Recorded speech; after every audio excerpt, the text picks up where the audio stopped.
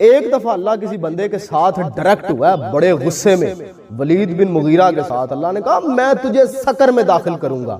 عام صاحب کوئی طاقت والا بندہ کہہ دو نا تینوں میں ویکھ لاں گا، بندے کو نیند نہیں آتی رات کو، کائنات کے مالک نے اسے کہا تینوں میں ویکھ لاں گا۔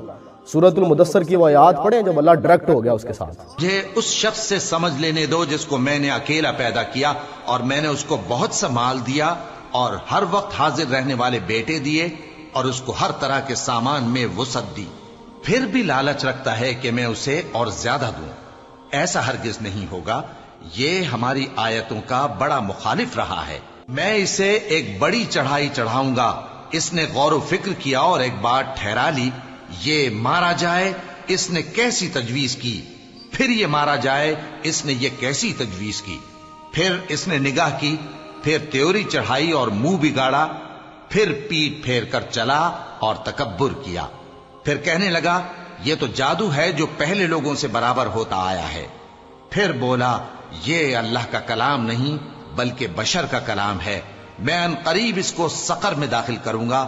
اور سازشی تھیوری پیش کی تھی اس نے رسول اللہ کے خلاف، معاذ اللہ۔ وہ سارے اکٹھے ہوئے، کہا کہ حج آ رہا ہے تو سارے لوگ آئیں گے تو پوچھیں گے رسول اللہ کے بارے میں کہ یہ کون ہے، تو ہم کیا کہیں گے یہ کون ہے؟ تو وہ سارے عرب کے وہ بڑے بڑے سردار، وہ کفار سارے اکٹھے ہوئے۔ ولید بن مغیرہ کو سمجھتے تھے کہ یہ بڑا سیانہ اور بڑا دانا ہے۔ اس نے غور و فکر کیا، وہ سارے بتاتے رہے کہ معاذ اللہ ہم کہیں گے یہ کاہن ہے، تو اس نے کہا سوچ کے کہ نہیں کاہن نہیں ہے وہ۔ پھر ایک بندہ بولا، اس نے کہا جی ہم کہیں گے کہ یہ جو ہے وہ جادوگر ہے، تو اس نے کہا نہیں جادوگر نہیں ہے، جادوگر ایسے نہیں ہوتے، لوگ بے وقوف نہیں، انہیں پتہ چل جانا۔ پھر ہر کسی نے اپنی اپنی ایک تھیوری پیش کی کہ ہم یہ کہیں گے لوگوں کو کہ معاذ اللہ رسول اللہ وہ ہیں فلاں ہے فلاں ہے۔ یہ رد کرتا رہا اپنے ایک آرگیومنٹس کے ساتھ، کہتا نہیں ایسے نہیں ہے۔ جب سارے آرگیومنٹس رد کر دیے نا تو انہوں نے کہا تو پھر اسے کی کہیے، تو نے خود ہی ہمارے سارے آرگیومنٹ رد کر دیے۔